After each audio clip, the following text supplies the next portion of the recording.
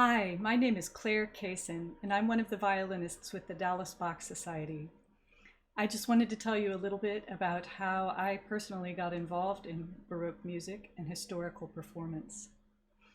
My father, Dr. Cecil Adkins, here he is, was a musicology professor at the University of North Texas. In the 1960s, he started the early music program at the university.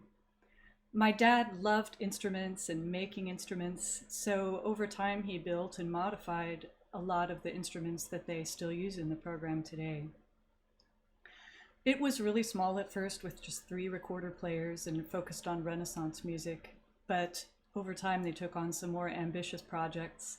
One of my favorites that I didn't witness but heard about was the staging of several operas from the classical period that were done with marionettes.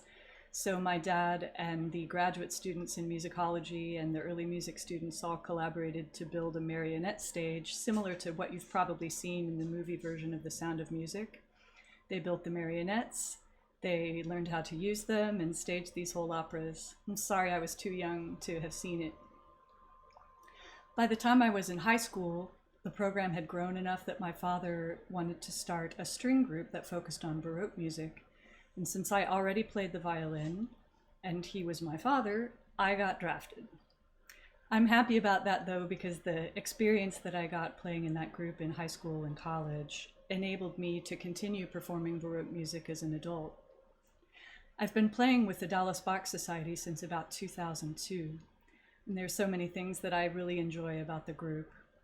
Director James Richman has taught me so much about tempo, how to choose the right speed for a piece and make it have the proper flow. And that's helped me in all the music that I've played, not just Baroque music. I also have really enjoyed the collaborations that we do from time to time with Catherine Tarosi and the New York Baroque Dance Company. It's so amazing to me that they could reconstruct this 300-year-old art of dance, of Baroque dance, from just little scribbles and diagrams on paper. And when we do things like operas and dance performances with the costumed Baroque dancers, it's so amazing, like stepping into a time machine and getting to see what one of these performances must have been like. I also love the music that we play and the vocalists and instrumentalists that I get to work with who are so interested in Baroque music and have a high level of artistry. I wanted to close this video by playing a short piece for you. This is a bourrée from Partita No. 3 by Johann Sebastian Bach.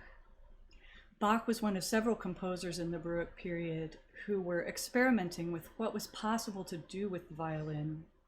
Usually in Baroque music, the violin would play the melody and the structure of the piece would be filled out, the harmony and structure, by other instruments like a harpsichord and cello or other continuo instruments.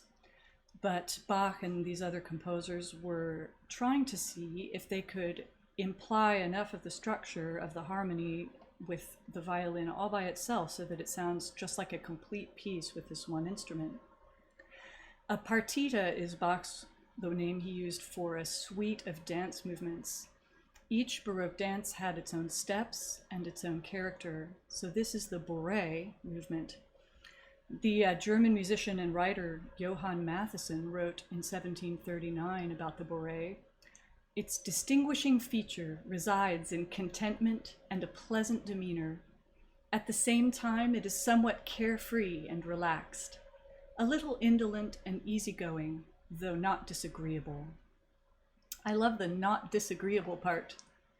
I hope you enjoy this beautiful little piece, and I also hope that we'll be seeing you in person at a Bach Society concert before too long.